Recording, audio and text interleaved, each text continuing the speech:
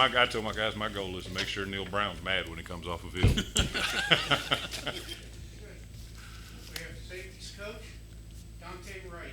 Questions for Coach Wright? Greg? So, Dontae, start with, obviously there were struggles last year defensively. What did you guys learn from that? What are you trying to change this year?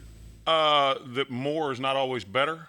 I would say that's the number one thing we've done. We've really limited our play call because in our league, as you've heard me talk before, there's so many different formations and shifts and motions that when you put a lot of plays to that, now you got to remember a whole lot more. And now you play slow or you have an opportunity for big-time errors. So we've really done a great job of limiting what we call. I wouldn't say it's anything new, but just limiting what it is so that the guys know it inside and out, and now they can play fast and use the abilities that God gave them. Safeties more than anybody else on the defense because you guys have It's more variables? 100% impacts us more. I would say more because the corners probably got the same amount of adjustments, but it does impact the back end a whole lot more than most people. And it's allowed our guys really they've taken a hold of what we're doing on defense and the limited playbook that we're doing, and they really have done a good job of understanding it, and it's allowed them to play faster. What happened in today's practice that was so pleasing to you? We got the ball in our hands a bunch. I know we had 4, maybe 5 for sure. We dropped 3 more.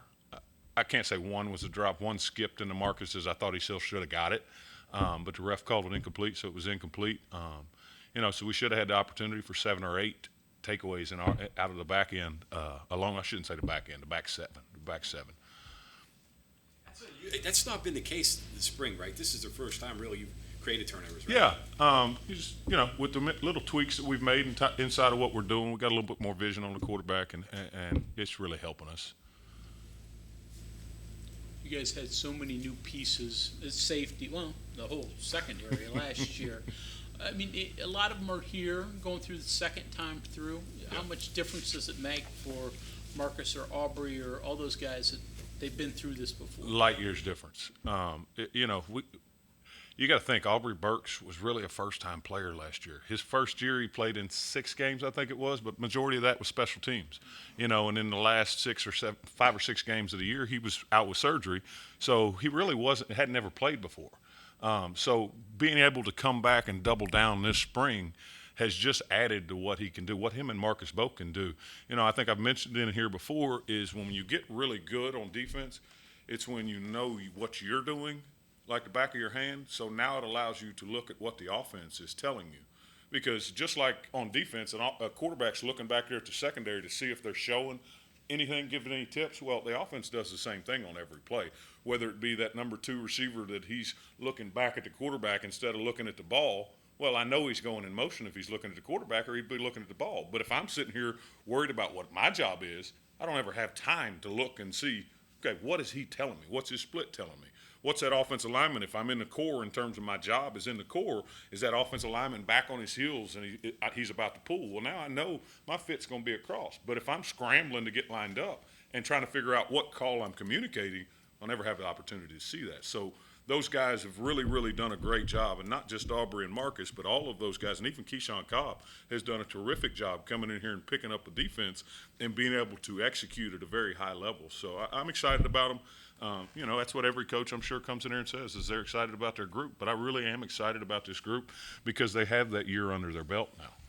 Now, Aubrey talked a few weeks ago about now he kind of feels looking back to maybe last year, communication, different things into that end might have been part of the issue, especially after Charles went down. There really wasn't a leader throughout the offseason to fill into that role, and that might have been an issue.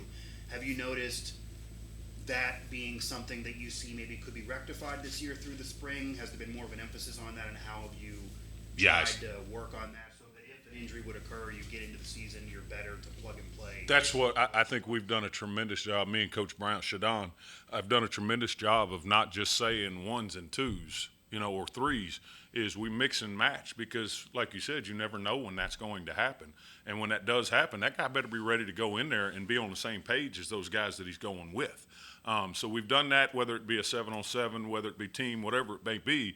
We mix and match all of our guys because, like You don't know when somebody's going to get down. And when that person goes down, he's got to be able to mesh with that group, because when you get used to talking to the same people over and over, well, once you get with another person, he don't hear or say the same things. And now it forces them to have to communicate. It forces them to come off this field and have to be able to talk to each other and sort things. Like we had an instance come up in practice today, and they want to start yelling and screaming. No, talk and communicate like grown men, and let's figure out what the problem is. And they only get to do that with more reps together. So we've done a really good job of mixing and matching and be able to move pieces around and different players with different groups. In retrospect now, would you say there was a fair assessment on his part? Do you I would say that 100%. And, as a coach, you don't ever think about that happening, because we didn't play with the same secondary outside of the first half of the first game, the whole year. So you never see that scenario coming into play. Well, we saw it. So now we can be better as coaches and now get ahead of that in case it does happen. You mentioned Cobb. How has he adapted? New system, new program. How's he come along? You would think he's been here for 3 years. Like, not just in terms of the playbook, but being around the guys. Like, you hear him say, I love you. Like, we've made real, genuine connections. Like, that young man has come in and opened his heart and dove into this program, and he understands that it's not just about him. Yes, he came here for a reason, but he's got to buy into what our culture is. He's got to buy into what Coach Brown and Coach Leslie and all of us are talking about, and he's done that. He's done that with the playbook. He's done that with the players. And like I said, it feels like he's been here for 3 years. With him, what made you want to get him? What did you see on film? How did he end up here? He's a great all-around football player. Like, I can't sit here and tell you one thing that he does just great. He does a lot of things really, really good. He can play down at spear or nickel, as we're calling it this year when we move him down there. He can play down at nickel. He's playing cat safety, and he's extremely intelligent. I could play him in all three positions, and I do that. Like an inside, I'll always put the cat safeties to the boundary and put the free safeties to the field. Let's get them to figure out what the fits look like from the other side. And he's really, really intelligent and understands grand scheme, big picture of how all the pieces fit together because he plays all of those different positions. So that's what he's a great football player. He does really, really well in space.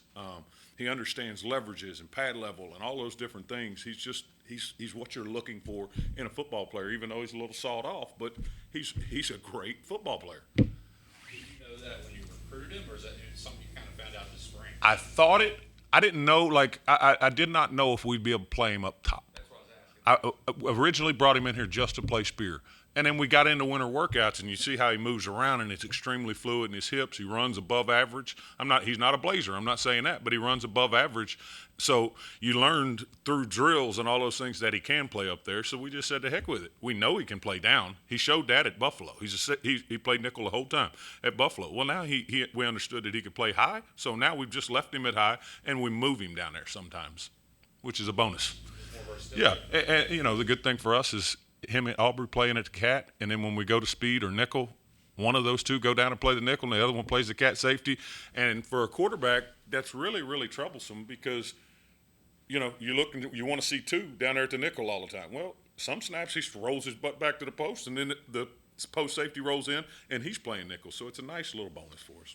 It might be just looking for some of the same traits you just mentioned about Cobb, but it's no secret the program, and Coach Brown talked about this, we're looking for more secondary help, corner safeties, etc., in the portal for this year. Yes, sir. So when that's something that is a focus, what are you hoping to acquire? What are you looking for in those type of players to know that, hey, this guy could fit, maybe that guy wouldn't fit? And then how are you even now thinking to yourself, well, this guy's not here yet, but in terms of the group, I'm doing this right now with the group, but I'm maybe going to have this guy, I'm maybe going to have this guy, so I got to wait to plug this in here. Are you thinking about that? Or you just wait until Here's what I'm thinking about, and here's what we talk about. I'm looking for a cover safety, and that's it. So if I get a cover safety, if we get a cover safety, well, now Keyshawn, Aubrey, all of those guys, they can go play free safety, they can go play spear, they can go play nickel, they can go do anything once we get another one. Now, I have a cover safety in Aubrey Burks. We have an extra cover safety in Keyshawn Cobb. But when you bring another one in, now you get more athletic on the field because you can move those other pieces around. And that's what we're looking for. And here's something I tell my guys all the time is my job is to out-recruit you. Well, now in the transfer portal age, that's what transfers as well, not just high school kids. My job is to out recruit you. Your job is to make sure that you work your butt off so that you don't get passed up and you don't get out recruited. So we talk about, hey, I'm going to bring in a safety. They know that we're going to do that. So that's why we have such great competition at practice, because they know that somebody else is going to come in here and they're looking to do the same thing of take their job. So I better make sure I come correct every single day, or I'm going to get passed up. And at the end of the day, that's their job, is they got to make sure that they put out enough film that I can't say that that guy's going to come in here and take your job. Biggest takeaway last year from what you went through is the mixing and matching. Yeah. Mixing and matching and being on the same page. Being on the same page. Ren came around, Neil came around, Coach Leslie came around and asked we got to be on the same page. And that starts with us. Everything that went wrong last year starts with us as coaches. And we've got to be on the same page so the kids are clear about exactly what they have to do. And in the games that we played well, we were. In the games that we didn't, we weren't. And that's the biggest thing that we have to do is, as coaches, be on the same page. That way the players can be on the same page and they can play fast and do what they want to do, which is make plays. Besides Cobb, Burks, and Floyd, you got a bunch of other safeties. Give me a look at some of the rest of the room. Some of the rest of the room, well, Burks and Cobb are out to the field right now. You've got Marcus, you've got Christian Stokes, you've got Caleb Coleman into the boundary. Christian has missed the last 4 practices, which I'm really not disappointed because it's out of his control with an injury. But I wish that he would have those because I needed to see if he can help us at safety. Now, I know he's going to be able to help us on special teams, but I need somebody that can come in there and help us at safety. But he's going to be a guy that's going to have the opportunity over the summer and fall camp to show us and prove to us, because he has not, and he knows this, he has not done that in a few practices that he's got. He's shown that he has some ability, but now he's got to go out there and mentally be able to do it. He's got to go out there and actually make plays. He's got to go out there and actually communicate. And then Caleb Coleman's another guy in that rotation that's going to have to keep fighting and clawing and scrapping to see what we have out of him. And the other guy that I haven't even mentioned is Montre Miller. I know he's a corner, but he comes in and plays our nickel as well with our second group. And he's a guy that, once again, is a really, really smart, intelligent football player that we can do a lot of things with. Ruffins played a couple of different positions. He's mainly been corner lately, but does he play any safety for you? Right now, no. We've done that young man, and he's a testament to him. He has done a great job playing both positions, but that is extremely unfair to him. So we have left him we have left him solely at corner this year, and he's done a great job with it because you can see that he's getting comfortable, because that's the problem with switching 2 major positions, not going from cat to free, because they're the same thing. But going from corner to safety, those are 2 completely different viewpoints and different skills that you have to have. And now he has all of those skills, but he never gets to perfect them because he was getting pulled in that direction, he was getting pulled in this direction, and now it's just like, oh, crap, what am I going to be today? Am I going to be a corner? Am I going to be a safety? That's just not fair to him. So we've left him at the corner position, and we're trying to figure out which of those guys on that back end on the safety room that can help us. You mentioned being excited because these guys have 1 year. What was it like if you think a couple years ago you had 3 guys that were, in terms of playing time, had the most experience out of anybody in the team or even in the country? What was the transition like going from Alonzo, Scotty, and Sean to all these young guys? Was it kind of like having to start over? 1,000,000% starting over. I mean, their surface was down here, like they were completely new to it. Like, I know they had played defense before, but you play defense in high school, you maybe call 1 or 2 calls, and it's most of the time I play cat coverage. I got that cat. I'm just going to go cover him. Well, that ain't, we don't have the liberty to do that at this level. So you got to teach them from the ground up, and that's why you saw an Aubrey Burks and Marcus Floyd really come on at the end of the year. Their best football last year was at the end of the year from about game 6 on, especially Aubrey, because Aubrey really showed you that he's got a chance to be special. And if he continues to develop, he'll continue to prove to people that he can be special. But it was a clean slate, and you had to teach them everything. Like, as simple as, I know we're talking about DBs, but as a DB and in our defense, it matters. What is the A gap? What is the B gap? What is it? Like, those are things that don't get taught in high school, and they had to learn all of that on the daggone fly. And that ain't easy. And I'm not giving them an excuse because they wouldn't want me to give them an excuse because they're competitors. But they had growing pains, true growing pains, and that was expected. So that's why I'm excited, is because once you got about halfway through the year, you knew, okay, they're starting to come on. They're starting to figure it out. The game's starting to slow down for them. And that's probably the biggest thing, is slowing down, because when you're a young guy and you ain't seen it, it's really, really fast. But once you get reps and you get calloused up a little bit, now that thing slows down, now I'm able to use my skills. One practice left, spring game, summer, fall. Where do these guys have to be when you get them back in the fall? Oh, they better be at least where they are right now. Like, they can't start at the beginning of spring ball once fall camp starts. They've got to be on practice 14. I'm not counting the spring game. That don't count. That's just for fun. Okay? They better be where they are Thursday. They better at least start that once fall camp starts. Okay? And I say at least because you hope and expect that they're going to continue to get better throughout summer, and then now they're practice 18 essentially from spring ball. If you start and you keep developing over the summer, now they're ahead of where they were on practice 14 during the spring. How good can Aubrey Burks be? As good as he wants to be. Mm-hmm. As good as he wants to be. He can be an NFL player, or he can be a great college player. That's his choice. That's his choice. He's going to have to continue to keep developing his body, because he got to continue to put on muscle so that he can hold up. Now, with that said, I've got to do a better job, and that's, once again, with depth, of not allowing him to play 70 snaps a game, because you wear down really quick. Well, we were not made, but our hand was forced with the numbers that we had we felt good about going in the game last year. Well, I'm hoping and praying, and I feel really good about it, that this year we're going to have somebody behind him that can take 2 or 3 series off him a game, because he was so wore out that even when he's in position, he can't make some plays because he was just tired, and it's not fair to him.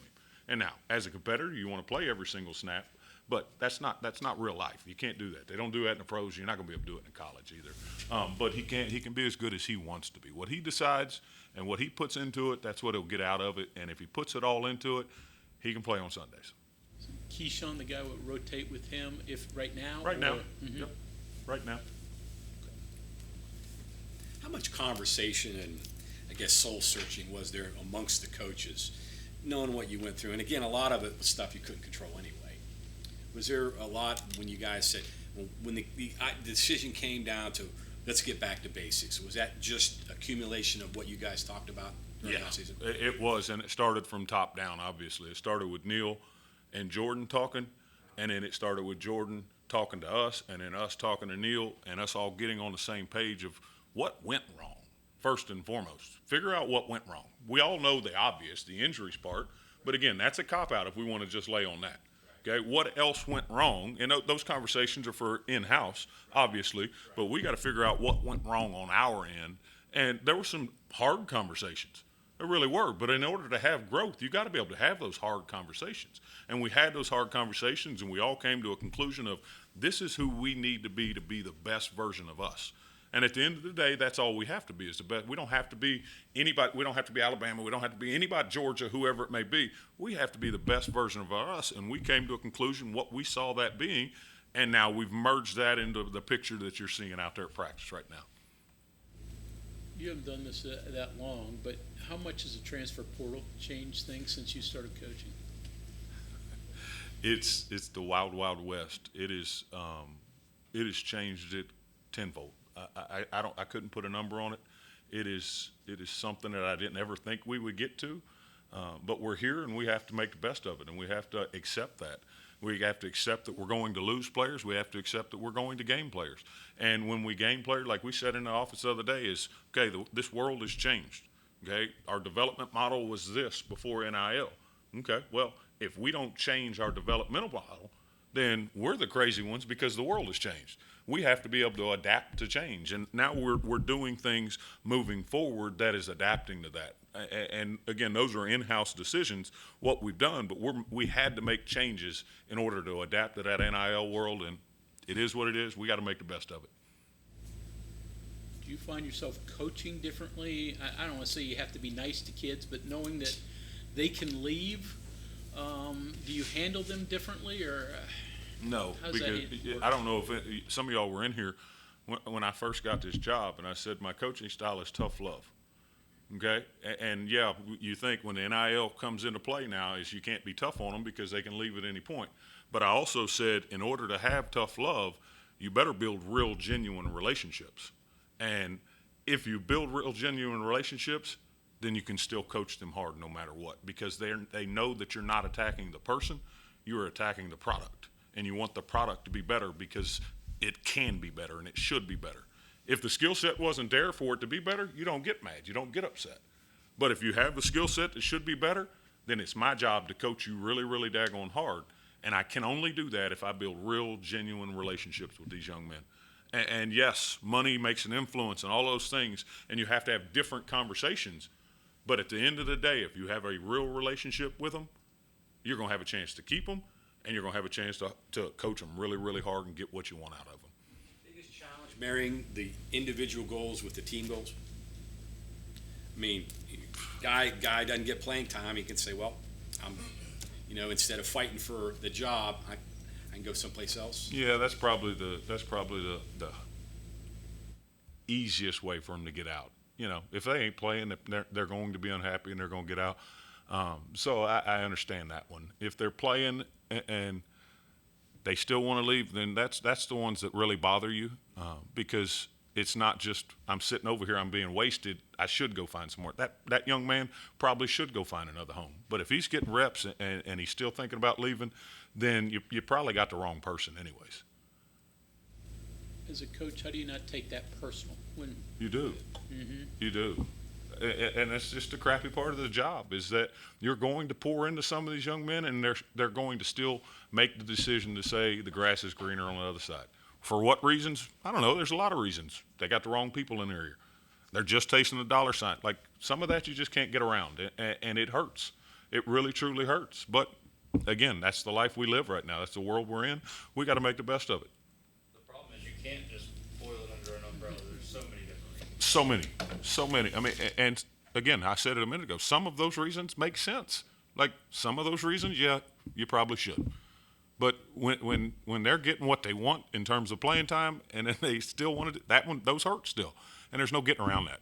Because, again, you've built real relationships with them, and you hope that makes it harder for them to leave. Sometimes it does, sometimes it doesn't. Okay, anything else, Coach? The world we live in. The world we live in. Appreciate y'all.